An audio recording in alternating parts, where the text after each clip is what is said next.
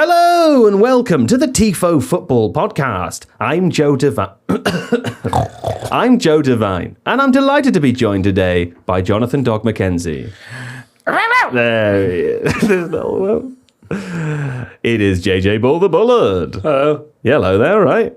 Yes. And look who it is, a special guest, a special milky treat for all of us here, Brits. We can see it's a real-life German. It's Guten Tag, Herr Stafford-Bloor. Wie geht's? Yeah, me gates is good. Yes, they are. Silky smooth silver gates. Here to talk about football today with us in the gang. Brighton, of course, beating Arsenal. Is it funny? It is funny, but is it really funny? We'll find out later. It is funny. Now, will Man City win the league every year until Guardiola leaves? I don't know. But again, we won't find out for sure here today, but we will find out what JJ Bull thinks about that. And what else? Some really quite graphic analogies between Southampton's relegation years and carving up of dead animals. Okay, there was a discussion of dead animals, the innards of a body, of an animal body. I thought it was mostly a person you were talking about. Yeah, was it a person? That was how I felt. Were there people in there? Things. Well, no, all of the animals. I didn't hear animals at all. You were mostly talking about a person. People. I think I said animal a couple of times. I don't think you said anything. And I think you said animal without really meaning it. Yeah, Humans we're all are animals. Do animals have gallbladders?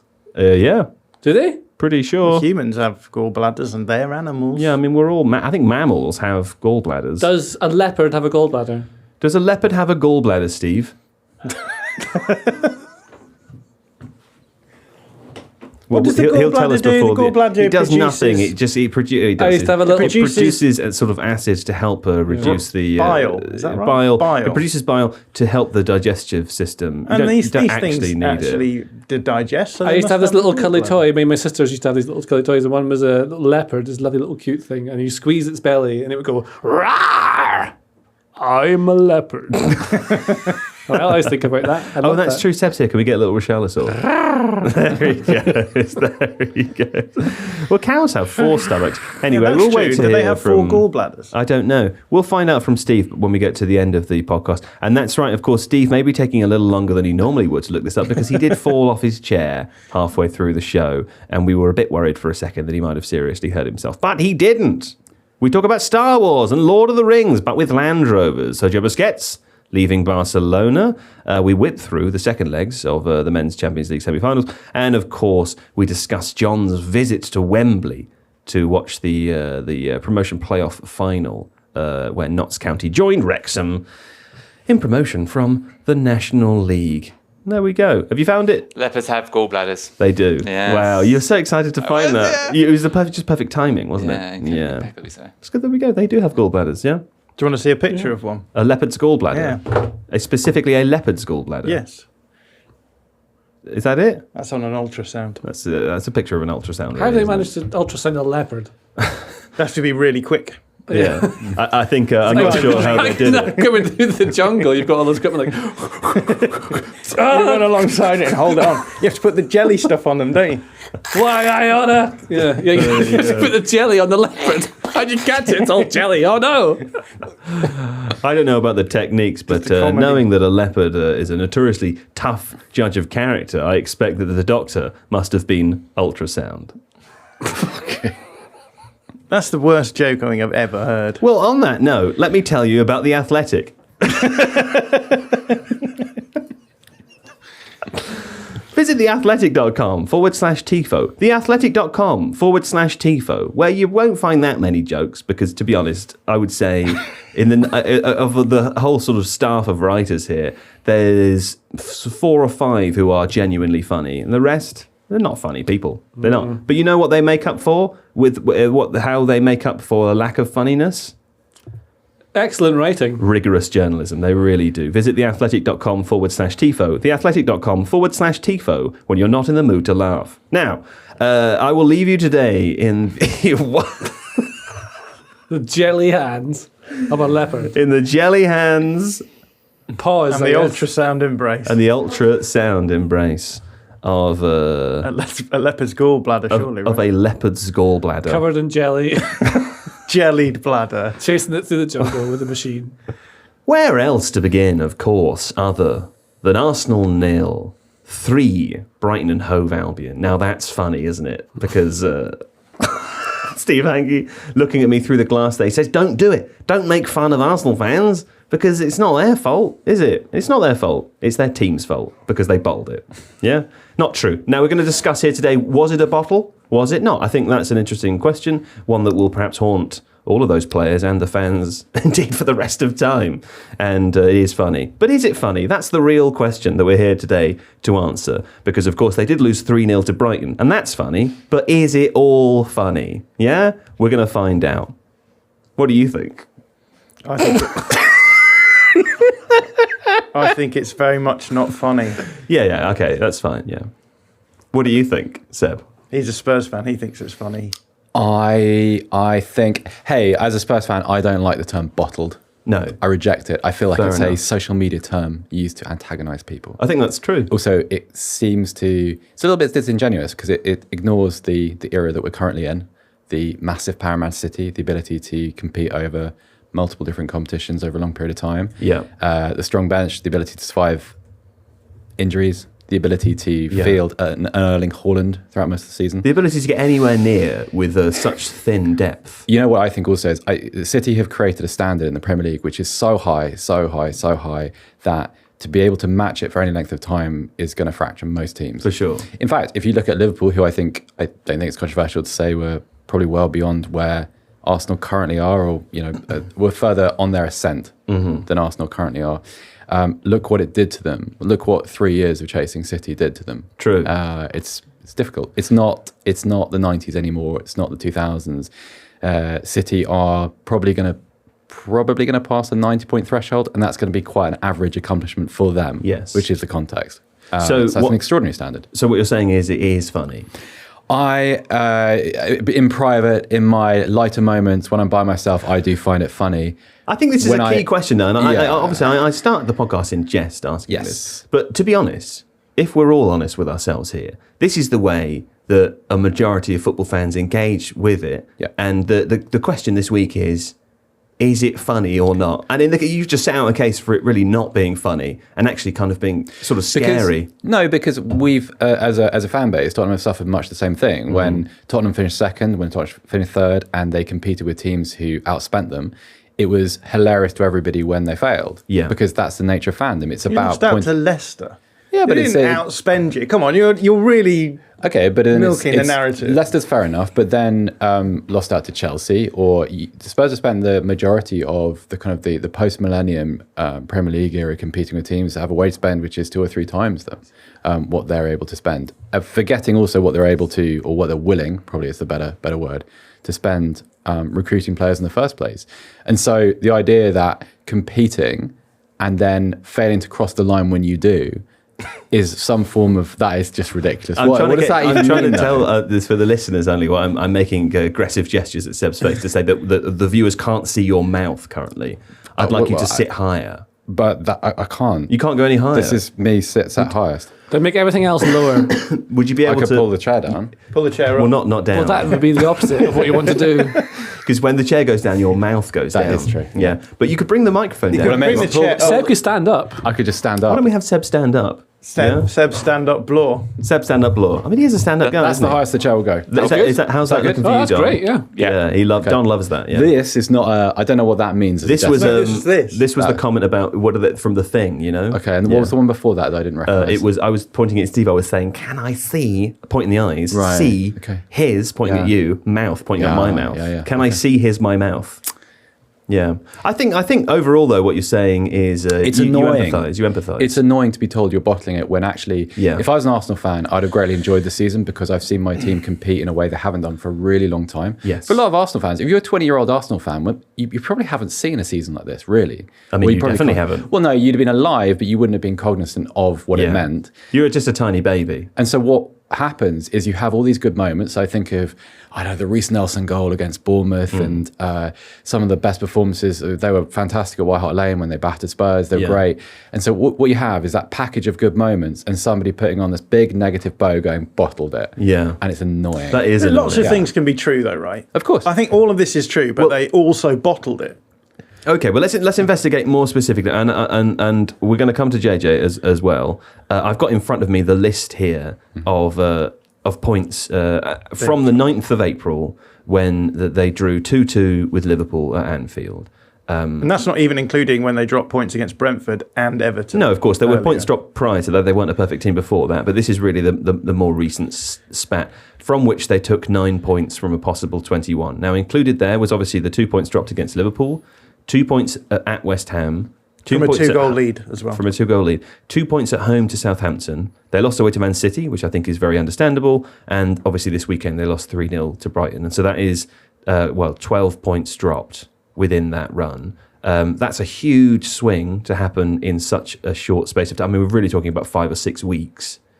Is that what you mean? I mean, bottled or not, like that's the tag that people will apply to it. But is that what you mean? That they've let points go there that a team that's challenging and expects to win the title can't lose? There seems to be this narrative that if you're going to talk about bottling, you have to talk about the whole context of the season. And you say, well, Arsenal weren't ever expected to challenge against Man City, and so the fact that they were even able to do that represents actually something that should be celebrated, and that is true. Yeah. But bottling for me is how you respond in the moments when you are in a pole position, and and how you behave on the basis of that. And I think it's clear from both those two spells, the one that happened in February as well, where they dropped points against Brentford and Everton, and then recently where the title challenge is just completely eked away from them. And I think on the one hand, I've heard people say, well, if you look at the amount of points you expect Man City to get on average in a season, you look at the amount of points that Arsenal would expect to get in on average in a season,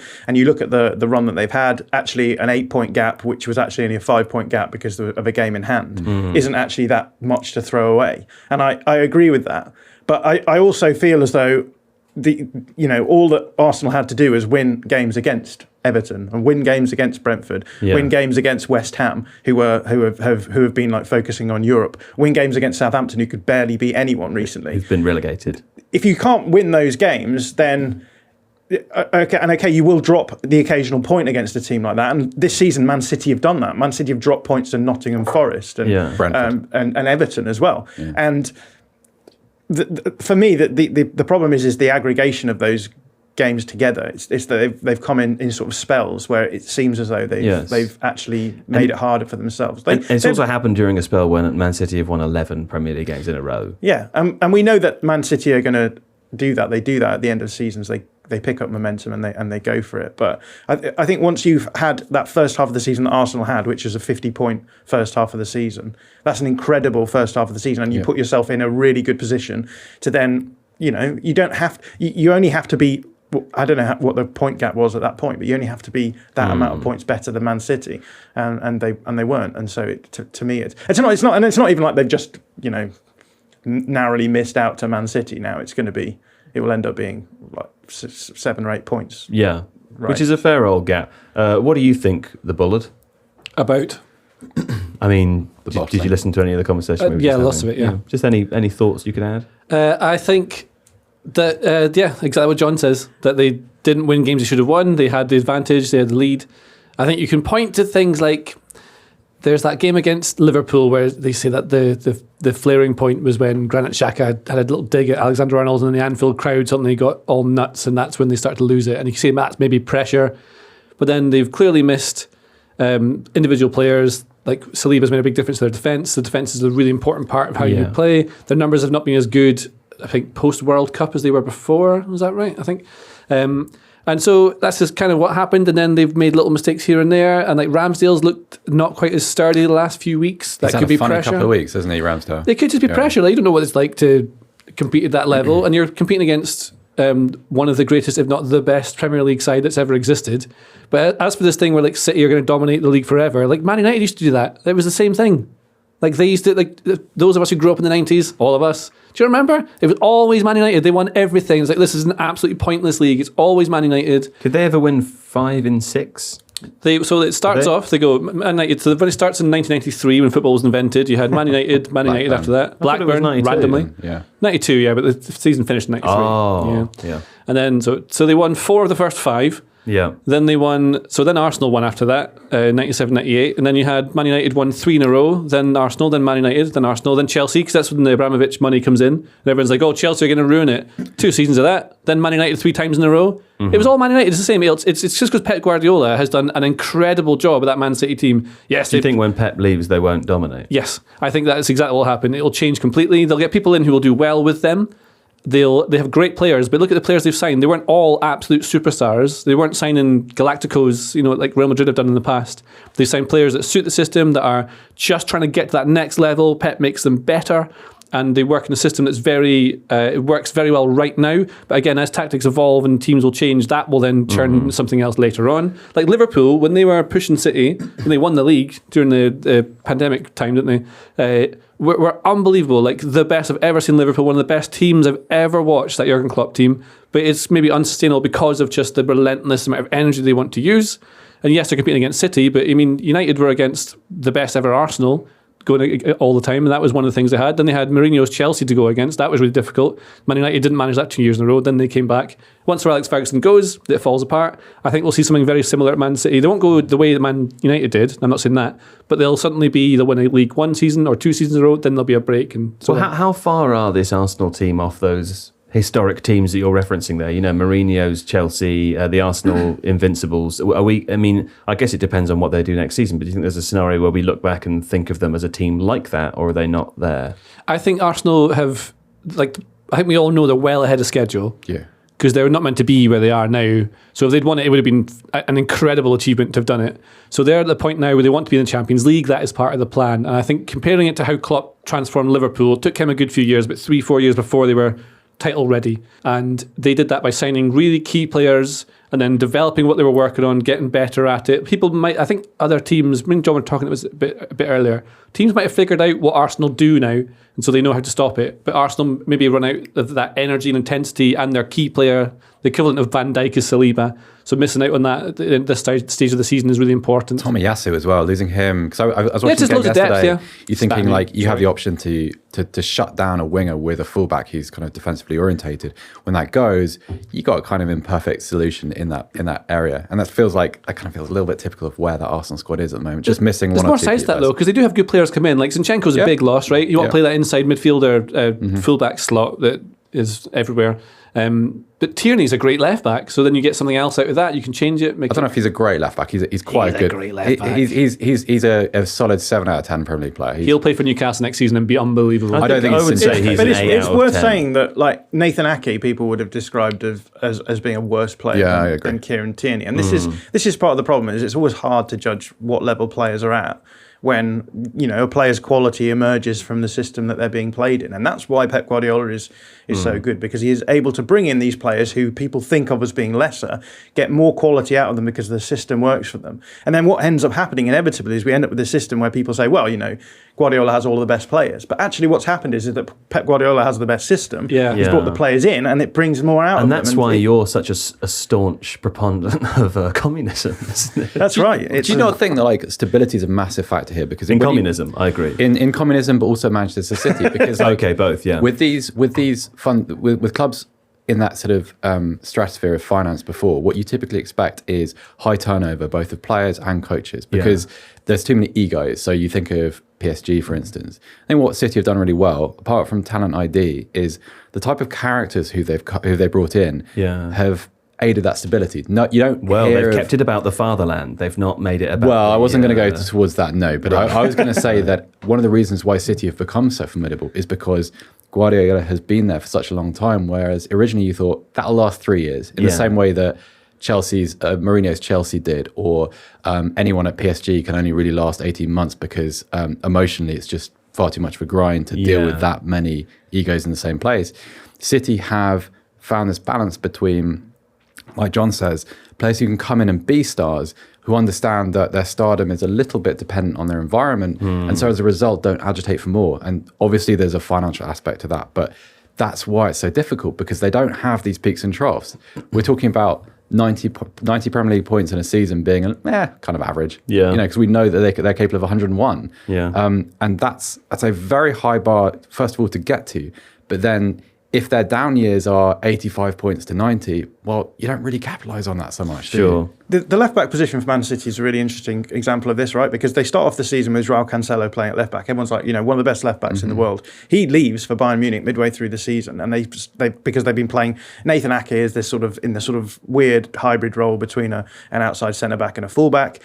Nathan Ake gets injured, and they end up moving across Manuel Akanji to the other side. Manuel Akanji was playing on the left-hand side of their defence against Real Madrid in the Bernabeu. Now, like we can have this conversation about Arsenal all we want and say, they've not got Zinchenko, they've only got Kieran Tierney. But Man City went from losing João Cancelo to having Nathan Ake, who had a really good season, but no one really expected that of him, to now Manuel Akanji, who people thought was washed when he was at Borussia Dortmund. So I think that the context does change the way that we think about what those players are at. And I think that's always used as a stick to beat Pep Guardiola, because they say, well, he has all of the money and all of the best players. But I genuinely think that we don't have these conversations about Man City because Pep always manages to get the most out of the players that he ends up having to play. They've used I think one of the smallest squads this season in a season where they've been in every competition for ages. There's a level of impressiveness to it, and whilst I think that level of impressiveness is tarnished by the undercurrent conversations that you have about it, it's still intrinsically impressive what he has done with the things at his disposal, the players at his disposal, the fact that he can constantly innovate. I mean, we talked about Spurs. Spurs had a really nice period under Pochettino, got really good, didn't actually develop the squad and fell away. Same sort of happened with Liverpool a little bit recently as well. And I think that's the thing that Pep Guardiola is really good at is constantly innovating, constantly bringing players in, letting players go. Like, we're going to talk about İlkay Gündoğan, and the big conversation is going to be why you hate him. He's got two really good goals in the game against Everton. Now everyone's saying should City keep him on? They have an option to trigger a year. He did also score 2 goals last weekend, and last year I think was his record Leeds, goal scoring season. No, but the point I'm making here is that.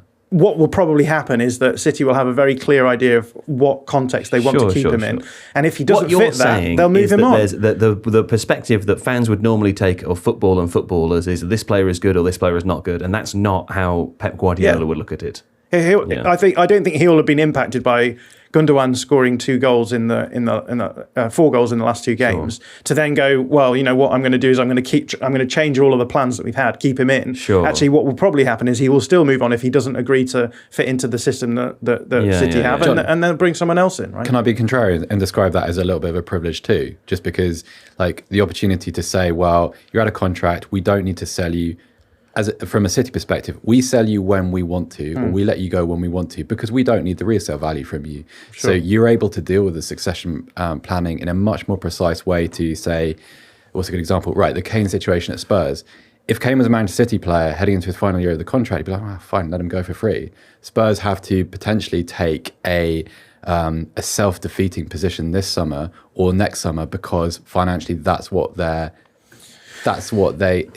need to do to compete or reload in a way that might allow them to compete in 2 or 3 years' time. So it's I think they're kind of separate conversations. On the one hand, lots of good decisions. Guardiola's management of the squad and his club has been excellent. It's worth dropping in here, though, Seb, that in the summer, Akanji was signed for 17.5 million 100%. Euros, right? I mean, it's not like I don't seek to defend a team that currently has 100 charges against them, right? But my point is, in terms of like the actual management of the squad, it's not like every player's been brought in for 100 mil. No, absolutely. And City have never done this. They've never spent the kind of the £150 million transfer fee. They've actually done it in much smaller chunks, just in volume. And actually the concentration of their spending was actually probably towards the beginning relative to what the game was at the time.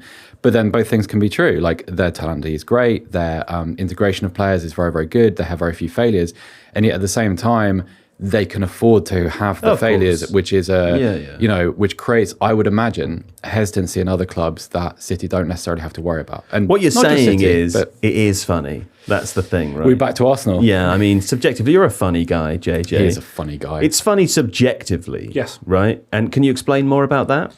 It's funny because Arsenal fans got really, really uppity and started being like, oh, you don't believe in Arsenal, you don't think we're going to do it. All of them. All of them. Every single one. Every last one. Yeah. Especially Steve Hankey. Steve Hankey, the podcast producer. Now, this is the thing. Arsenal fans listening to this very unhappy with us right now because it is funny.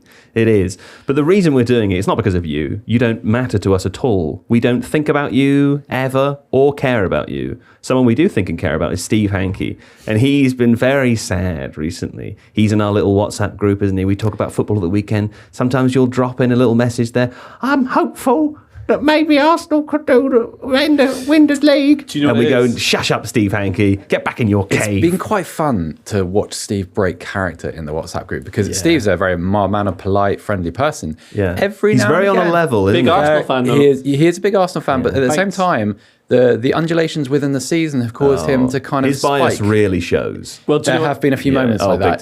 Big time. I think I can tell you exactly why it is funny because there's a sort of Please do. there's a bit of like tragedy in it. Is it going to upset Steve? No. Oh. But the thing is, like, so obviously I jest that all Arsenal fans are being jerks about it and being all, angry and whatever. We all knew that was a joke. Yes, but many people at home will not know that. A lot of what I say is on purpose to be to wind you up. I don't think the internet would ever take something out of context, JJ, so don't worry. Just Sure. go in, yeah. So anyway, because a lot of Arsenal fans will have been those annoying ones who are like, you don't believe in us, you don't know anything, we know all this, we're going to win the league. And then there's a lot more very sensible, level-headed Arsenal fans who started to come over a bit towards that, maybe we could. It's the movement of emotion. That's Maybe we the could. thing. And you follow football and it's never going to happen again. You've been stuck post-Wenger, nothing's happening. Your life becomes slightly worse. Well, those fans at the beginning of the season, that you would say to them, it's a good team this year, isn't it? And they go, oh yeah, do you think so? It's pretty good, Thanks, but we'll never... Your team's good as well. Yeah. And Well, then we'll never halfway achieve through the anything. season, they'll be like, yeah, my team. Halfway through, they start thinking, maybe there is hope But in my they're life. afraid. My life could be something else. I could achieve things if my team can do it. As Boy, a golly representation gosh. of me and my success. Maybe I could get that job. Maybe I can get the partner I've always wanted. Maybe there's a future for me. Yeah. And then they start to think, maybe this is all, life is what I wanted it to be. And they start to dream and they let go of their ambitions, and they start thinking, well, maybe I can dream. Yeah. And then they draw 3-3 with Southampton. in life. And then they draw 2-0 Metaphorically. West Ham. Yeah. And they were winning. Yeah. And then you're like, So it is funny. I regret those things I said. Yeah. No, it's, And then that's why it's funny, because it's sort of a... It's the dance of human emotion, isn't it? I believe the Germans have a word for this, right? Is it? that's funny! That's right, yeah. That's it. What is it? Schadenfreude. Schadenfreude. That's what it is. You love saying Schadenfreude. I don't think I've ever said Schadenfreude. on I've this heard you podcast. say, no, not on this podcast, but I've heard you say it in real life. I would say over 100 times. Absolutely It's a word I would associate with you. I cannot specifically. remember the last time I like used it. that I word. believe the Germans have a word for this. I think I'm getting it right when I say Schadenfreude. Look, Schadenfreude is the most well-known German word. I know, because you've been saying it for so long. You've brought it here, haven't you, from all the way from Germany? He's popularised over here Schadenfreude. to our normal English No people. one was saying Schadenfreude before I started saying it. I It is agree. true. It's It weird is. that you've invented a German word and got the whole world to start saying It's it. a You're not even the one portmanteau. that lives in Germany. I took two German words, I smashed them together, You smashed and I them got together. everyone using them. That's what Speaking of taking two Germans and smashing them together, Pascal Gross is he German? Who's he been, who's he been smashed Is his with? parents? His parents. Sure, he's German. I'm assuming Gross with the what do they call the thing? The S-set. The S set. It looks very German. Oh, I yeah, always, yeah. you always use that word, don't I? I can't believe I assume use S-set again. I assume Pascal Gross's parents are German, and they were the people I was smashing together to make Pascal Gross, who has played in a number of different positions. Jon Mackenzie this season, just a perfect exemplar of Brighton's fantastic season, isn't he? Yes, although he played in a fairly... Actually, he did move midway through the game, didn't he? He switched positions. And that's why Steve But Hankey's put it in the plan. Well, Caicedo played at right back, which I think is probably more unusual. great. I would have Right gone back straight as to well. Caicedo, but I wasn't sure that his parents were German, and I His didn't. I didn't parents want almost certainly aren't to, German. well, I wanted to smash together two Germans to make a new German. So I feel as though this is the most tortured metaphor we've ever used in a podcast. Probably I can assure you it's Famous. probably not. let's talk about Moises Caicedo, because he played at right back in this game and did a I want to good. stay on the smashing Germans. Imagine the what's the big tube where they fire protons round? Oh, the Hadron Collider. Yes, they should do that, but they should do it for German players. And Pascal. Create a new better one. Schweinsteiger one way, Philipp Lahm the other. I think that's how they made Erling Haaland. They Can you imagine? smashed Alan Shearer into a tube with Alfinger Haaland, presumably. Yes. Yeah, that's what they did, yeah. And a bit of Roy Keane's foot in there. You But that was just for good stuck in measure. there still, That yeah. was stuck in Just there his still. DNA has that imprinted. God, on. imagine if you put Schweinsteiger and Lahm together. That would be the most aggressive and most technically competent. With midfielder AI, of all shouldn't they be time. able to achieve this? They will be able to. They'll yeah. be able to reverse aging so you can get them both at their peak age. Then Yeah. you can smash them together, put robot bits in, faster, stronger, leaner, smarter. Moises Caicedo played it right back in this game, Jon Mackenzie. Didn't know he could do that. I think he's done it before, but Well, I haven't seen We it. did it like last week, I think. yeah. Well, I don't watch Brighton. I thought this was a really interesting game because I thought Brighton did things quite different to the way that they usually do. And I actually think Arsenal played quite well against Brighton yesterday. I thought they pressed them pretty well and ended up with this situation where Brighton, the best bet they had was going long. And I guess you would hope against Brighton's forwards to be able to match them 1v1 because what they allowed at the back. They just ended up being the team who conceded first, and I think second Brighton and were third. the better team and had the better chances. But I think it was a lot more even than people are making out off the back of the result. Right. I thought Brighton have kicked them off the park. It was so aggressive. Like they were just not giving them a single second of time or space. They played man to man out of possession, and you don't often see teams doing that. A lot of people were talking about Levi Colwill because he was tracking Erdegaard all the way up the pitch. And I thought that was kind of interesting because I felt as though with any other team, if an opponent goes man to man in those sorts of situations high up the pitch, the obvious thing to do is to just move them around and generate space for yourself. But didn't see Arsenal doing much of that, which I suppose maybe raises questions about whether or not Arsenal are too automated in their build-up play to a degree. We talk a lot about flexibility, but the beauty of going man to man is that when you use different shapes in build-up, Steve Hankey has quite literally fallen backwards off his chair through there. I wonder if podcast listeners would have heard the sound of the thud of his skull hitting the wall there. Are you sure you're okay? Yeah, but that wasn't good, was it? No. Were you tipping on your chest? You've gone I right literally didn't over, even lean haven't that you? far back in it. Yeah. Yeah. See, I that think would with have the been fineness in the I'm first annoyed second. I didn't find that funnier because I was worried he might have actually hurt himself. Yeah, I was. Well, well, fainted. Because normally someone falling off a chair is very, very Yeah. funny. Well, back to the subject. Subjectively, what is funny and what isn't? I mean, in this sense, like Arsenal players, they haven't hurt themselves. It's equivalent to them falling off a chair backwards, I suppose. Yeah. Without the hurting themselves. Without the wall behind Yeah, to yeah. smash the head only their against. pride bruised. Without Exactly, the there's much initial hope ahead, yeah. kind of, is he okay? Have you held up a finger for him, Don? Can he see your Can he see your finger? Hasn't hurt his head, has he? No, I'm fine. I didn't bash my head. Yeah. And I did also, smash the- the lovely black paintwork though. So. Okay. What's your middle name? Patrick. Oh, okay. Stephen Patrick Hankey. Stephen SPH. Patrick Hankey. That's what we should call him from now. Okay, well, should we actually chronicle a workplace accident like that on the podcast? I think we should, SPH. Yeah. I think we really should. Yeah, SPH. Can I carry on with what I was saying? Of Because course you I may. remembered what I was And by the way, John, this is why you're my Smack his favourite. chair. All your nice things you're saying about us. You know. Oh, yeah, see. When you build up in different... Go on. No, it's fine. No, we wanted to to talk about We Arsenal wanted to anyway. hear it simply because I don't want to talk about I don't think they were ready to hear you, so that's why I stopped you. Okay. What are you going to say? Go on. I'm that's not not doing me. this. That's I'm not JJ. doing this. No, go on. Seriously. No, you're going to do it. I'm as not soon going to as do I- it. So when I'll get away from the microphone. So they use different shapes in build-up. But usually when you use different shapes in build-up, it's because the opposition use a very specific structure. And so by using a different shape in your build-up, what you're attempting to do is pull that structure around. But if the opposition goes player for player, if you change system and structure in your build-up, it doesn't make a difference because the same players are still following the same, same markers. And so clearly, like Arsenal are really well set up to deal with other teams maybe changing their pressing structures. But when they actually go to a man-to-man system, it's much harder to deal with. Now, Right. you can pull man-to-man systems apart really easily because Leeds used to play man-to-man and they used to get pulled apart really easily. But in a single game, it's worth a team like Brighton coming up and being like, let's just see how they respond to it. And I think they did cause Arsenal a few problems in the build-up. But I also think that Arsenal's pressing was really good against Brighton as well. They didn't allow them to build up through the middle, which is what they usually do.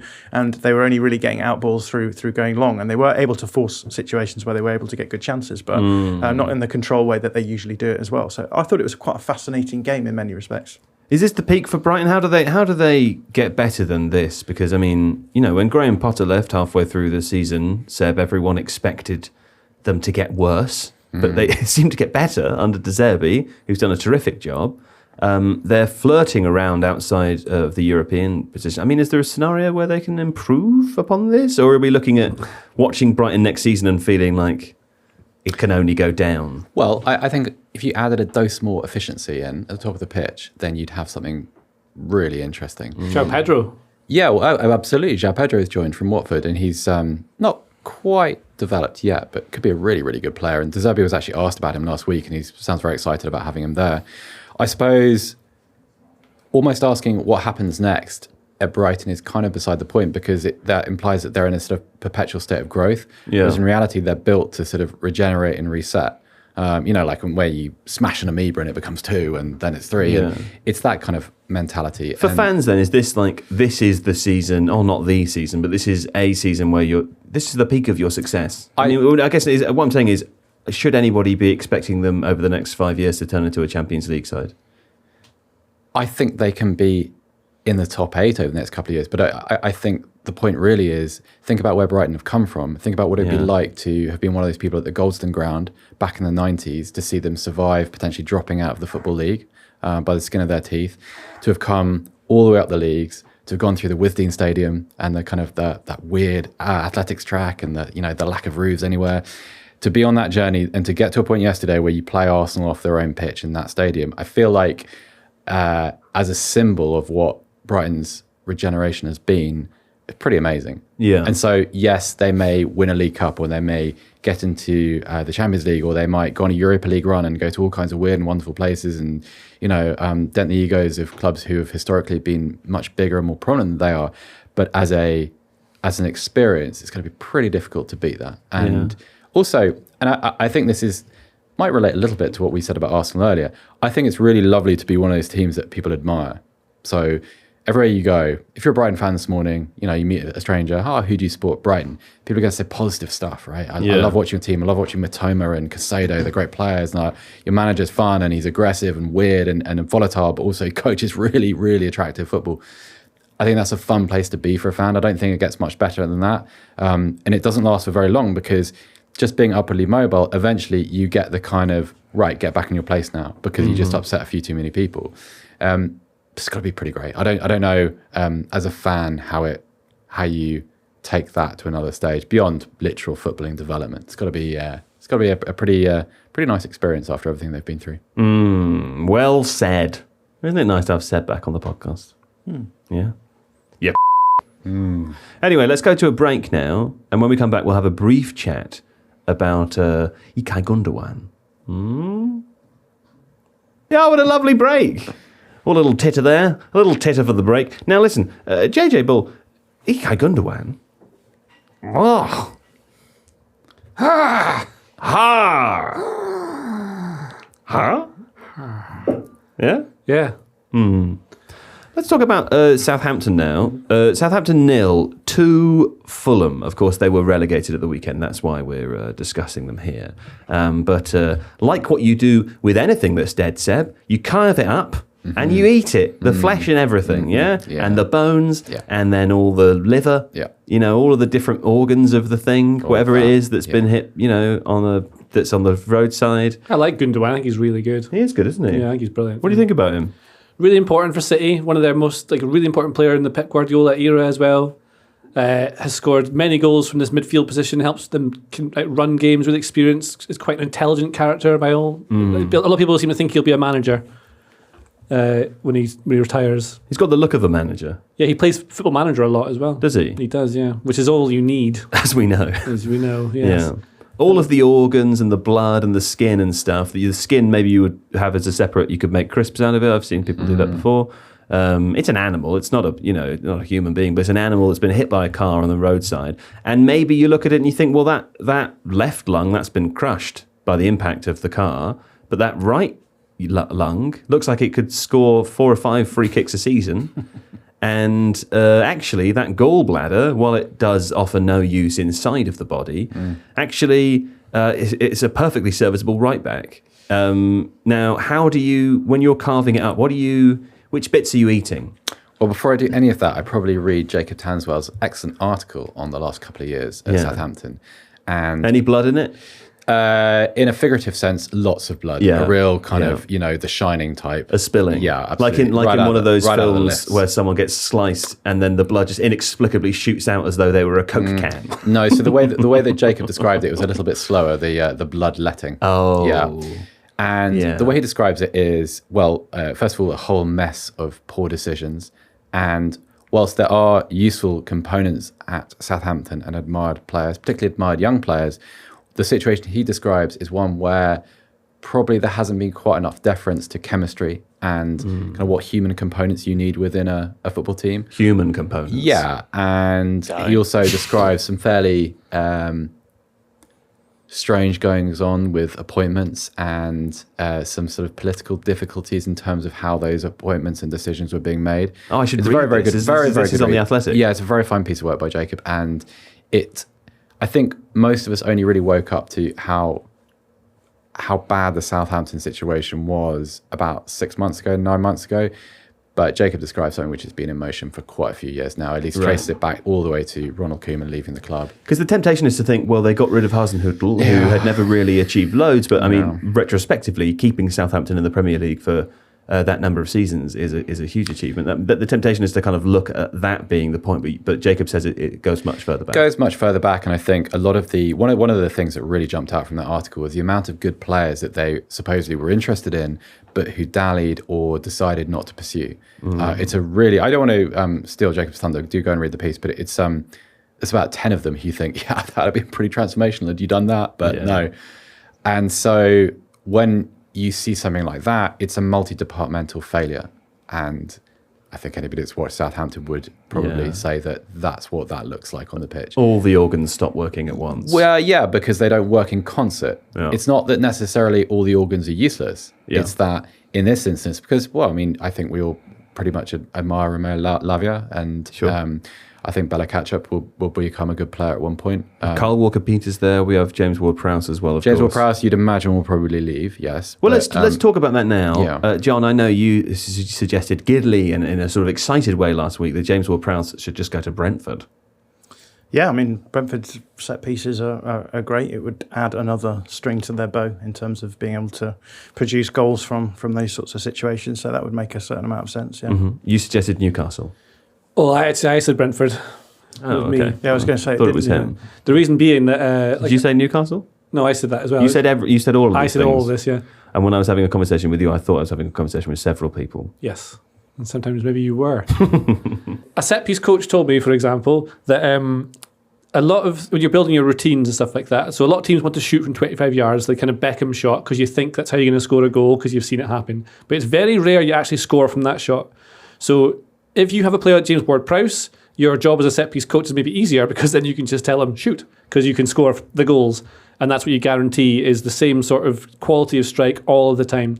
And there's a guy, was it the set-piece kicking coach that I spoke to on a Tifo IRL video, Bartek Silvestrak, who is he's a kicking coach. So he's talked about how James Ward-Prowse is like one of the best kickers of the ball he's seen in pure technique. Of a dead ball. Of a dead ball, one you can carve up and eat. And so if you have James Ward-Prowse at Brentford, first of all, you can get a few more goals a season from 25 yards, as an example, if you were to go there. But also what you could then do is teams are going to set up to try and defend against specifically that, which then gives you loads more options for a set-piece routine from 25 yards if you want to. You also guarantee perfect delivery, near perfect, from corners and your wide areas like wide deep and wide free kicks. So you can then come up with all sorts of things you want to do because you can guarantee the sort of delivery that you want for that. But then if you think of Newcastle, they might try and see value in trying to do the same thing sort of Brentford have done with all their set pieces that they're amazing at Brentford.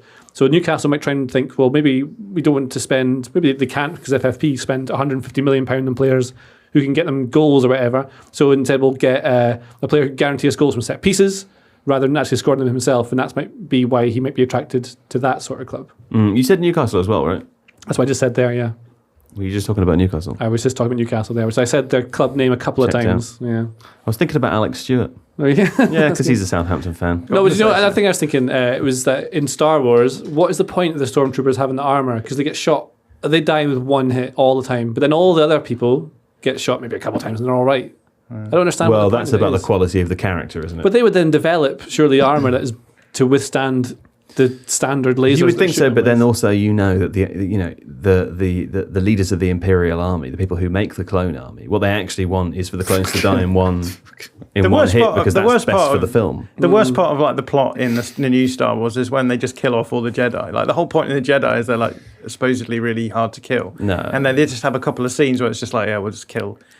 Just get rid of those Jedis. Doesn't Samuel L. Jackson go to try and get the Emperor, and then the Emperor just kills like 3 Jedis all at once, and they seem surprised and like, oh, Because the Emperor didn't expect the guy that we think actually might be a bad Jedi, a Sith Lord bad guy, to be actually dangerous. Well, and he's then, I mean, it's a miscalculation, isn't it? And then what they've done in the very last one that they made is they essentially made the whole thing about Rey just trying to kill her granddad. That's basically what the entire 9 films is about. I really like them. I haven't. The second newest one was them. great, and the first one, the remake of New Hope, was really good. Yeah. But the second one everyone hated was amazing. I found myself emotionally emotionally entangled Yeah. with the characters. I think they're good. I just think there's some holes in the plot. It's like, They kept it's dying like Lord of from the Rings again. when they did. There's no jeopardy. You could just fly the eagles over and drop the ring in. Come stuff on, like that, mate. That's not. The Eagles couldn't. Hey, listen. They did at the end, though. Yeah. But the Eagles turn only up at the after. end. Yeah, only after the towers collapsed, mate. It's not like everyone always says that about the Eagles. Why don't you just fly the Eagles? It's there from the beginning because of the f***ing tower. Why couldn't the Eye of wizard make a Saruman. machine gun to shoot all the people? I'm making a serious point now. I'm actually making a serious point about Lord of the Rings because the Eye of Sauron you is think there. the most sensible Frodo way- drops the ring. The most into sensible the way of destroying the lava ring of is to Mount get the Doom. hobbits to trek through. It's not about what's the most sensible. It's the idea that the Eagles could have just flown there in the first place when the defenses were Why could they crippled. not? Oh, because what the, is this because the bullshit? eye, Eagles are massive. the eye of Sauron collapses as soon as the ring is dropped into Mount Doom, right? And then the Eagles fly in. So at the very least, you're a curious man. All I'm saying no, is, hold on. just You're get a your curious man. fastest eagle. Hold on. Your fastest Hold on. You're a curious man. Would you not like to think that maybe the Eye of Sauron did something to keep the Eagles out? I'm sure it did. I think it But did too. Equally, they didn't try the Eagles. I'd have Equally. tried the Eagles, and then you send in an eagle with a fake ring, and It then would have you're been like, rubbish, it those didn't films. work You out. can't please anyone, can you? Why It didn't would the have been wizard rubbish, but it would have been more create a effective. car? 3 of the greatest films of all time. If they had like a Land Rover, they could have just driven all the way there really quickly. That's true. I mean, especially a Land Rover from a Land Rover advert, because they can get everywhere. Yeah. Not like a real Land Rover. Imagine that an Land actually Rover can't advert get that everywhere. I It want to pulls up a remake mountain, this. and then Yeah. Frodo Baggins gets out at the top. I want to remake this, and they've got a Land Rover, and they've stuck like a machine gun on top of it, and then they're just going around and they deliver the ring that way. Yeah, Rambo of the Ring. At what point do we end up where adverts are just entire films, and actually the Lord of the Rings just Well, becomes the Land Land Rover Rover, of the yeah. Rings? Yeah, and it's just. And that's it. The whole Land thing Rover is of just the a Rings. massive product placement. Could it drive up the hill that the Sauron eye is in? Doom. No, but you've got to remember that the eye is really important. The eye's right? in a tower. Yeah, the eye's in the tower. Have you read the books? I have. Okay, well, there you go. Yeah, you make a So, good point. I accept the argument. So who else do you think's going to go down with Southampton? With Southampton? Yeah. Or with Sauron? Okay, we're back to relegation scrap time. Now, it's very important for us to reference at this moment in time that the Eagles couldn't get... No, that Leicester are playing Liverpool. The Eagles are actually safe in the table right now, I believe. That's true. That's very true. They're not even appearing in our relegation scrap area of the table. They're 12th. Leicester City are playing this evening against Liverpool. This podcast will be out after that, but we don't know the result. You will do. So this may change what we're thinking here.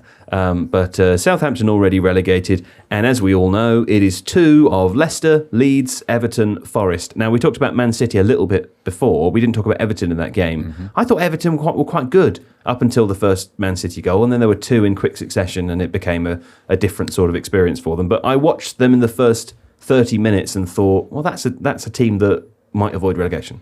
Yeah, counter-attack was good. A couple of nice set pieces, defended pretty well. I feel like a lot of that was the intensity at which they were able to play, which wasn't sustainable. And also psychologically, when you concede the first Gündoğan goal, that's quite demoralising because it's just so good.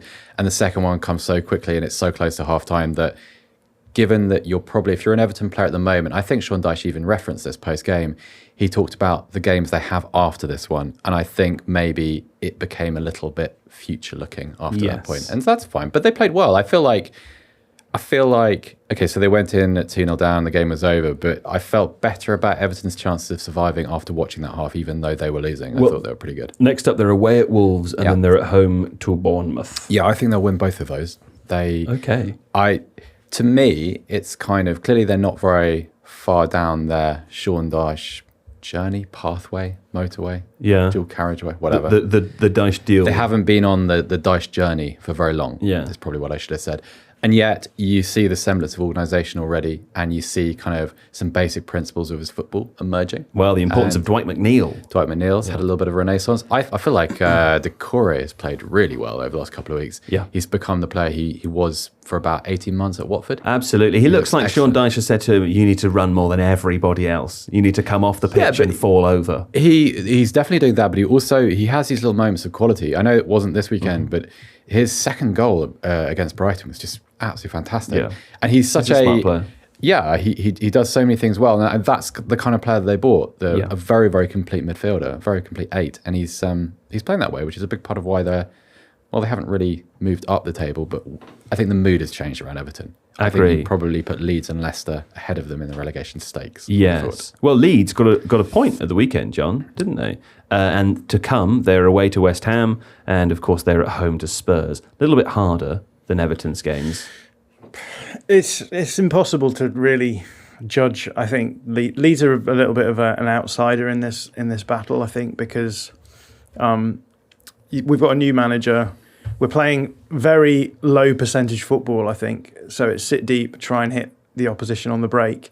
And in the game against Newcastle, a lot of people saying, obviously, a really good result to get a 2-2 draw with Newcastle. But in many respects, it's sort of complexified by the fact that what we did in that game is stop Newcastle from being dangerous. Yeah. Having said that, we still allowed them to score 2 goals, and it was unlikely, I think, that we would have scored 2 goals, and yet we did. Yeah. Junior Firpo allowed them to score 2 goals, I think. I don't want to single him out, but I think he did have a bad tricky afternoon. The overall approach of that game is sit deep, try and hit them on the break and get situations. There's probably five or so situations where Leeds managed to get into their box, and we managed to score 2 goals. Now that's a return of investment that's a lot higher than you would expect to happen. So going forward, you would look at that kind of game and say, okay, look, 2-2 draw with Newcastle, really good both foundation. Goals penalties. Really good foundation to go into the next game and get something out of a team like West Ham, who are focusing more on the Conference League.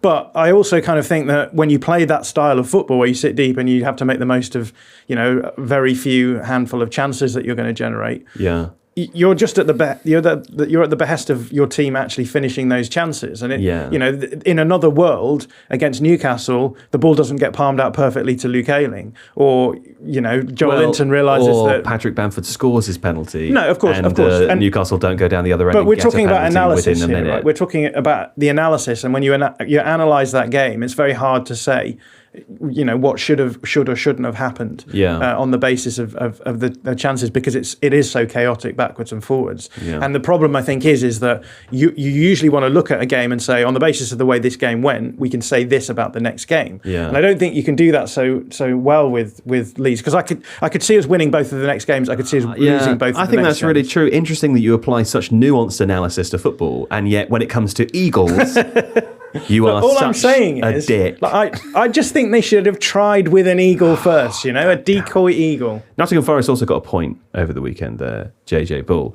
And games to come for Nottingham Forest are as follows. They are at home to Arsenal on Saturday, and in the final weekday, they are away to Crystal Palace. Those are 2 toughies. Yeah, the last game of the season is really interesting because you've got a lot of teams who will be battling against each other. I think West Ham who are they playing? West Ham Leicester. Leeds. That's a big game on the last game of the season. Leeds have Spurs in the last game. Everton, Bournemouth. So obviously Bournemouth are now safe, so that's a big one for Everton. That'll be a really fun last day of the season, seeing what all happens. I think it will, won't it? I mean, Nottingham Forest are 3 points ahead of Leeds currently. It feels like this weekend's result was very good for them. I think you can tell how good a team is sort of from their goal difference. I know it's not ideal, but Forest have a minus 31 goal difference. That's worse than everyone apart from Southampton. Southampton and Bournemouth, who have a slightly worse one as well. But Bournemouth have managed. I think they got a few batterings, Bournemouth. But they famously lost 9-0. So that's mostly what it is. Yeah, there you go. So Forest have done really well to get where they are. I don't know. I think Steve Cooper's done amazingly well, given what he's... Gelling that squad is so hard to do. It doesn't... I'm happy to be corrected. It doesn't feel like he has an awful lot of authority about who's come in, and players have I just... expect he didn't ask for 21 players. No, you'd imagined not. And these players have come in, many of them did not have any prior relationship with each other, and they have been able to survive and... not being able to survive. They look like they're primed to survive. Yeah. Really good point at Stamford Bridge on Saturday. Incidentally, I was at our friend Nick Miller's wedding on Saturday. And Nick is a Forest fan. Congratulations to the Millman. Congratulations to Miller the Killer. He also he's from a family of Forest fans, and so Miller the Marrier. And after the ceremony, when we were waiting for the reception, it was kind of the second half of Forest Chelsea, right? And there were about 10 people kind of looking at the phones, waiting for the time to tick down. But it was okay because they were all family members, and it was all right. Nick was there himself, and it was. That makes me think of. I don't know if you've seen the film The Other Guys with Will Ferrell and John C. Reilly, but there's a very funny scene during a funeral where there's a huddle. It's not John C. Reilly. A huddle of suited men, and then two of them are fighting in the middle, and they're all whispering and cheer whispering and trying to do a fight as quietly as possible, so as not to disrupt the events of the funeral. Do you know what would have improved that scene? Mark Wahlberg and Will Ferrell. Oh yeah, it's not John C. Reilly. Yeah. Oh, yeah, Mark Wahlberg did a good job. Imagine that film though, but with eagles. With eagles. Do you not think that would be better? I'm going to use my talons to slice open your carotid artery. We'll see how much gush there is. Yeah, I think with you it'll just ooze. Yeah, probably. Yeah. Very okay. cold-blooded. Now that's the relegation. Who cares? We'll have another break now, and when we come back, we'll talk about whether Sergio Busquets is a rat. Okay, we're back from a break. We've assessed Steve Hankey's injuries. He'll never make love again. He fell on his... I thought this was the better of the two takes that we've done so far. Okay, I'll do another one. Okay, go on. And we're back! Sergio Busquets, who's leaving Barcelona. That's correct. Yeah. Not retiring. He'll probably end up playing in Saudi Arabia, something like that. Yeah. He has been one of the most important players in the club's history. He was part of, Guardiola took him from the B team when he took over, put him in the first team, and you had that trio that was amazing of Iniesta, Xavi, and Busquets. Busquets, obviously, the six, holding it all together. One of the best I've ever seen in that position. He's so important to what they do. He does things like, it might not show up in the data, but he does things where you can surround him with four players, ultra and press him at the same time, and he'll find the exact only way to get out of that little cul-de-sac and then bridge everything together. It doesn't go forward too much, really slow, it can be quite weaselly, rolls around a lot, pretends to be injured when he's not. But does the dark arts well. I mean, is he going to be remembered, Seb, for being everything JJ just said, or do you think he'll be primarily remembered by opposition fans as a dark arts expert? I think it's the whole lot, Joe. The whole package. Yeah, because the dark arts were part of his game, and I think a lot of people will remember his, as well as many other players' roles in that series of games with Jose Mourinho's Real Madrid. But then when I think of Busquets, I probably think of him outside of the kind of awful tenor of those matches and think about his disguised passing. Mm-hmm. So one of the things I used to love about him, and this is something you could probably miss unless you actually look for it, is there's a line of pressing players in his face, and he just made that kind of knifing pass through the middle of the pitch to someone, probably usually an Iniesta type or an overlapping fullback. He made it look so easy. And you had this really interesting contrast between quite a big guy, like a different body shape to Xavi and Iniesta, obviously, and to Messi. And tall. Well, yeah, probably just different to what you'd expect from that type of football. You have an archetype within there, right? And within the middle of it, you had this sort of, not hulking big guy, but he was a bit loomy, he was a bit physical. Yeah. And he was... He looked like he belonged in English football rather than in Guardiola's Barcelona. Yeah. Which is interesting because Guardiola now using Rodri, a very tall player, exactly, like a back five of all big centre backs, whether intentional or not, that's what he's ended up with. And Busquets plays the Guardiola role. It's the exact same thing. So important in that Barcelona team. 100%. I think it's actually why it's so easy to miss the contribution of someone like that and Rodri, is because you've got these players which naturally attract attention. So at Barcelona, obviously Messi, Xavi, Iniesta, that lot. At Manchester City, you're probably not paying attention to Rodri as much as you are Haaland or Gündoğan in this instance. Grealish, players like that, David Silva beforehand. Like these are what you associate Guardiola with, the kind of the technical types and the kind of the players with all the creative flourishes, but none of it really works without them. Probably not a coincidence that this season, for instance, Rodri has been playing brilliantly, actually voted for Footballer of the Year, and Man City are closer than ever before to completing their treble. But Busquets is a marvellous player. Like, No, when you really- voted for Footballer of the Year, Yeah. did you write it on a piece of paper and pop it out the window, or what did you? No, you get a code. So the Football Writers Association sent you through a voting code, and then you go to their website and you get a vote for the men's award, the women's award, and you enter your code and you enter your names and then you submit. And you get that because you are a valued member of the community. I am special, yes. Yeah, but do you get that? And did you get that? I JJ do, does, but yeah. I've specifically signed up so I'd be able to vote in it, and I've forgotten to do it every year Right, since I joined. right. So are you not a I real? can't write, so You can't write. I'm not a member of the Writers He Association. fell off his chair once hosting a podcast. Yeah. Is there a talkers one? Because I'd like to vote for one. No. Talkers Who on would one. you vote for? I would have voted for John Stones. John Stones. Interesting. He tried to lobby me. I was in the office when I was doing my vote and he was kind of You tried to lobby me. for your vote. Yeah, no, he was trying to influence. He just kept shouting John Stones at me across the office. Whispering. It's Did very he throw annoying. any stones? No, he didn't, but verbally he did. Yeah. I thought it was interesting this year because if Arsenal had gone on to win the title, if they were winning a few weeks ago, then you would have thought, like I thought Bukayo Saka would be right up there, like goals and assists tallies. He's been Martin Odegaard. carrying the team. Odegaard, And yeah, Odegaard. yeah. So that's the 15 two goals from yeah. central midfield. That's it. So I thought like those two. I was thinking we're definitely one of those two. I can't choose which one it is, and I thought, well, it's obviously Erling Haaland. It's obviously him, but it seems so Yeah. obvious that you don't want to do it, but you have to make sure it doesn't get I it. think you kind of have. I mean, I appreciate, of course, Rodri. Wow, fantastic player. Erling Haaland though has scored 50 goals. I mean, he's sort of hasn't he kind of changed? Yeah, I mean, when I Everything voted, forever. I knew that Erling Haaland was going to win it, and I remember Yeah. thinking, I think, Oh, I it's said, like the Oscars. This people, and then what happens some years is that No, it's the like one Brexit. that everyone knows And that's these are the going to wrong win one. doesn't win because everyone thinks, well, yeah, of course that film's going to win, so I'll go for something slightly different instead. it's more. It's like it's actually a bit of a selfish pursuit in the sense that I like to think about it. Like I like to. Wasn't trying to be intentionally contrary. I just Sure. thought. You I- take your position seriously. Yeah, well, because I always wanted to be a member of the FWA, and you know, it was The Football Writers yeah, Association. Of course. Like, and so you get the vote, and you think you take it seriously, and also, I remember it was about 6 weeks ago that I started. Ashamed to say it, but I kind of woke up to just how good Rodri actually is. Like, I always knew he was a good player, but I can't remember the game or who the opposition were. But I remember Yeah. watching him, thinking, ugh, fantastic. I Now, believe let me in Seb ask Squirrell as you- well that he would literally have woken up and Yeah. just woken up and be like, Rodri, "Oh my god!" and I was that's gonna what I say, said. Rodri It's the sort of thing that he Yeah. would do. Now, does this mean you're writing with a pen and paper? with a keyboard. So are you not part of the Football Typing Association? I believe that that's a splinter organisation.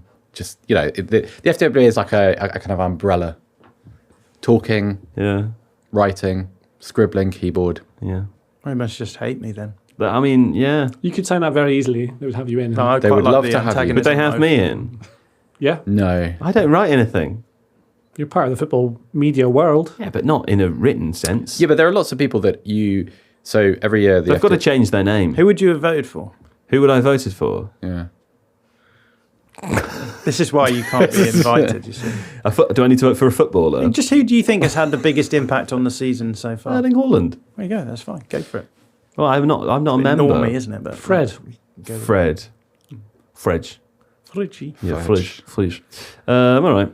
Well, anything else you want to say about being? What else do you get? Do you get any bonuses as being a member? You get ceremonial robes and staff. Moving on now. Time to discuss a quick look back at the Champions. Well, let's not look back because it was such a long time ago. But let's look ahead to the Champions League second round semi-finals of the legs. That second of the legs there. Real Madrid won. 1-Man City, and of course Milan 0-2 Inter. That was off to a strange start, that game there, didn't it? Now Tuesday it's the Milan derby. Seb, you watched and live blogged the first game of this. I mean, is there any chance for Milan to come back? I don't think so. There's a chance, but I don't think that.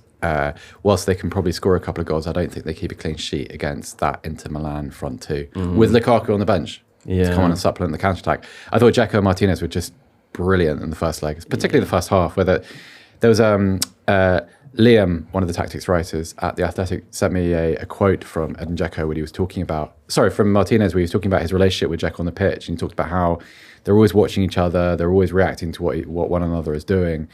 And it's not kind of a predetermined partnership in the sort of the Shearer Sheringham sense, or, and that AC Milan defence showed no signs of being able to deal with it. No. I mean, they could have been 3 down at half-time. Yeah, that was interesting, wasn't it? I mean, John, we got some flack last week for saying this would be a snore fest.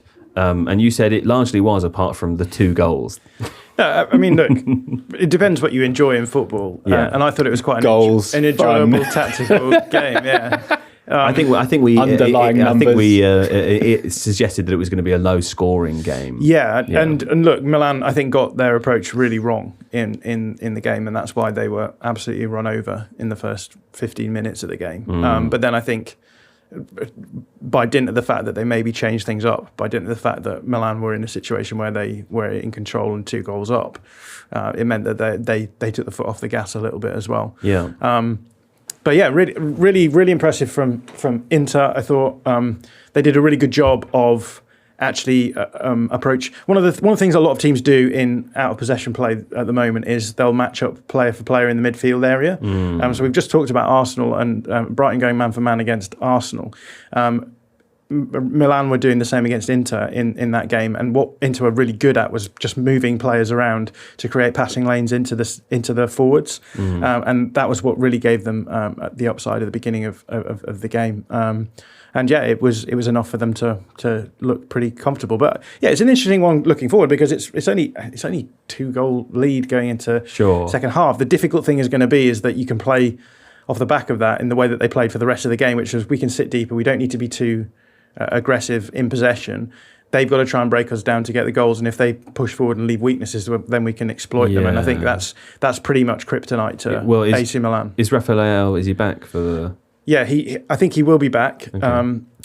But even still, I think once you are in that situation where you've got the 2 goals and you know that you can just double up on that side and make it hard for him in particular, we've seen in the last few weeks Milan haven't been good enough to, because all teams do this when Leao is playing, but Milan really haven't been good enough at exploiting the weaknesses that opens up on other sides of the pitch. Yeah, I think it's definitely advantage Inter. But yeah, okay, who knows? Okay, Real Madrid won Man City. KDB, the big boy, coming in, JJ Bull, with a fantastic goal last week. It seems as though it's all sort of perched for Man City to progress. Would you agree? I don't think it's as clean and clear as that. I think it's really complicated. Real Madrid are this is one of the best European teams of all time. The last remnants of it now, you've got Benzema, Modric, Kroos, and I think Dani Carvajal is the ones left over. You could say Courtois has been there for a bit of it as well. So it's maybe coming towards the end of that domination they've had over Europe just by way of having amazing players who can do these sorts of things. And they find a way to get through. John did a really good video on Tifo IRL, you can watch it on YouTube, about how Real Madrid keep getting away with this by relationism versus positional play. And the way they play is, John will explain it better than I will, but that's a really good video to watch and find out more about this sort of thing. City at home will have, this is the advantage they've got as being at home, so they can then play the way they want to rather than playing away at the Bernabeu when you're playing one of the best teams ever. You have to be really careful with them just waiting for you for the one, like it's even like they lure you in, like they act as though they're not good, so then you sort of stop playing as well as you can in the first 20 minutes and then they pop up with something. Yeah, and you've seen it the last few years in a row. It's really odd. Listen, guys, all I'll say is that I believe last week I said it would be 1-1 in the first leg and then City would win like 4-0 in the second leg. And I could see that too. To it. Yeah, I can see that too. That's the thing, I really can't predict it at all because it could be that Real win it and then City just can't deal with the pressure. But I think because City have come so close over time, they lost the finals last year, wasn't it? Or a year before? I can't remember. Lost in the semis last year. Semis last year. Before. Yeah. So to be able to win this competition, they've taken like a step closer each time, so like the entire psychology of the club will change, so you know that you sort of belong in that world now, whereas before they were nowhere near it, and obviously their circumstances have changed dramatically with all money and stuff, but now they're just getting ever so closer to it, and once they start to get their first European trophy, you'd think it would be this year, and then that'll be them established as one of those big clubs, and then they'll probably have more over time when Guardiola's still there. Indeed, could it be the treble? Now finally, before we head off, National League playoff there, John. You went to visit this, didn't you? This is what you were buying tickets for during last week's podcast. Chesterfield 2, Notts County 2. But I believe Notts County are through on penalties. Yes, well, one and are promoted because of penalties. They're through to the next league. Through to the next league, That's what I mean. Yeah. And this was the most stressful couple of games. Are Wrexham involved in this conversation? Wrexham, why are we Wrexham talking about it? That's a joke about the National League, because if they weren't, we wouldn't talk about it, because they're the only interesting team in the... Wrexham were automatically promoted. They went up. There's only one space, therefore. Then there's all the other... And the 6 teams who play in a playoff, and this was the final of that process. And it was very stressful for fans of Notts County, because in around, I don't know what it was, it ended up being around 400 minutes of football. They were only leading for 30 seconds. Well, I can tell you that Chesterfield scored in the 5th minute through a penalty. Mm-hmm. Notts County tied it up 1-1, 87 minutes. That's already scary. Then Chesterfield scored in the 93rd minute, presumably the beginning of extra time. And Notts County tied it up again over 15 minutes later. Yeah? Yes. It was very stressful. Clutch the... and then John Bostock missed the winning penalty by Panenkaing it onto the bar. There was lots of things that happened. So in the first minute of the game, the Notts County keeper took a goal kick and basically dribbled it out.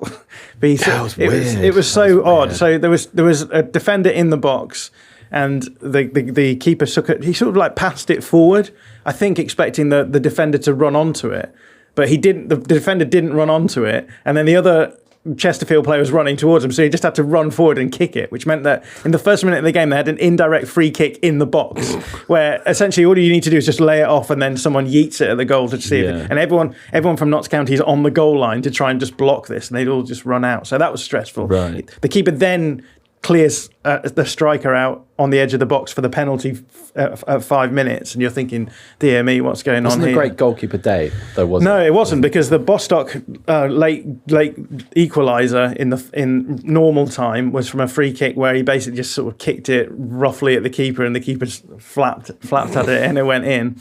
And then there was more goalkeeper shenanigans, because Notts County actually subbed their goalkeeper for the penalties, and they brought on this kid called Archie Mayer, who had 2 of the best penalty saves I think I've seen live. The second one in particular, just sort of splits in the air to they Tim Krolled him. They just brought him on specifically wow. Sure, and then, as you say, made one like that in the 2008 European Championship. It's exactly the same quality with the foot and the hand, and you can't quite tell which one it is. It's amazing if anyone hasn't seen it. Archie Mayer is from near where I'm from. Is that right? Yeah. He's very They make tall. them all sorts He's in from Aberdeen. Turriff. From Turra. Is that in Aberdeen? It's Aberdeenshire. It's a few miles from my house. Yeah. He's basically JJ. He's an Aberdeen youth JJ player. basically won. Yeah. No, I know this because I just checked it now. I didn't realise he was from there. So I was thinking, Archie Mayer, I know that name. I don't know why. It's because he was always in the youth teams and like Football Manager or something like that. And my friend who works at the club told me that this boy's really special, and he signed for Norwich when he was really young. Yeah. What's it like to be proud of where you're from? I like it. I like where I'm from, yeah. I love a little village. It's nice. All the people. Because you sort of, in the village, I guess everyone knows what you're up to. What is it? Are you rooting for the other people that live proximal to you? I don't know. This is a good question. I'm trying to think what it is. Some of my close friends grew up next door to me, basically. Right. Like Jack lived up the road, yeah. A few doors up. Because I hate England. I left England. It's really weird, isn't it, how you can live... What's weird? If you live in London and you support one club, you can really hate someone who lives in the same city. The same city. Support a different and club. a different club. It's all categorizations, isn't it? What's your main category? Of what? Of anything. Is it this? Hello? Interestingness. Interestingness. Yeah. As in you find other things interesting, or... I think it's more important to be interesting than to be correct, isn't it? Do you not think? What is it, in a kind of print the myth way? You can talk to someone who is always right about everything, and it can be boring, right? But you can speak to someone who's always wrong about something, and it's interesting, and I'd much rather be in those conversations. What? Okay. That seems like the opposite of you, though. You seem like you're always right about everything. You never want to hear my UFO stories.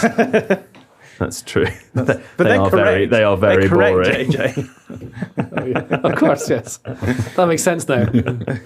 Listen, one more thing we should do here, Jon Mackenzie. We should say thank you to our new best friend. Our buddy. He said we're the best people and wants to be friends with us forever and go to our funerals. His name, Metsanauris. He's a professional Rocket League player who listens to the podcast and who caught up with Jon Mackenzie, and we played with him on Rocket League the other day. And He's quite good. Yeah, he beat us at the game of Rocket League. Yeah, They like quite a significant there was one way. of him and 3 of us, and he beat us in all the games And we you played. play this every single night Every day. for hours. Well, I mean, you made it sound like a really, really long time. How long but does he play for a basically, day? Does he train? If you're a He professional said rugby he league player? had. Did he say he had 10,000 hours in the game?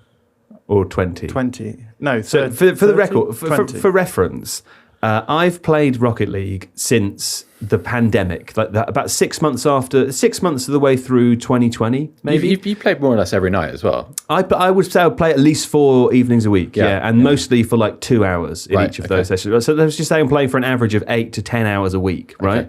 I've only just reached 1,000 hours, and I've been playing the game for 3 years. So I imagine the guy's been it's treating it like a job because it quite literally is a job for him. But it was crazy to play against him. It really gave you an appreciation of how you are. It was great. It was like you know, I don't know, looking in the mirror and thinking, oh, you look pretty good today. And then Brad Pitt walks in the bathroom, and then you go, oh, yeah, Brad Pitt from Fight Club. Brad Pitt is a very 90s sort of reference there. Well, I'm a very 90s sort of guy. That's the end of the Tifo Football Podcast there. Wasn't it nice to have Seb Stafford-Bloor here? And Jonathan Dog Mackenzie. Oh, we're in the outro now, are we? Yeah, we're saying goodbye. Okay. Yeah, we've still got to do the yes. intro. We haven't recorded that yet. So just say goodbye quickly. Goodbye. And JJ Bull the Yes! Bull. Yeah. All right, we'll be back next week with more. But until then, goodbye.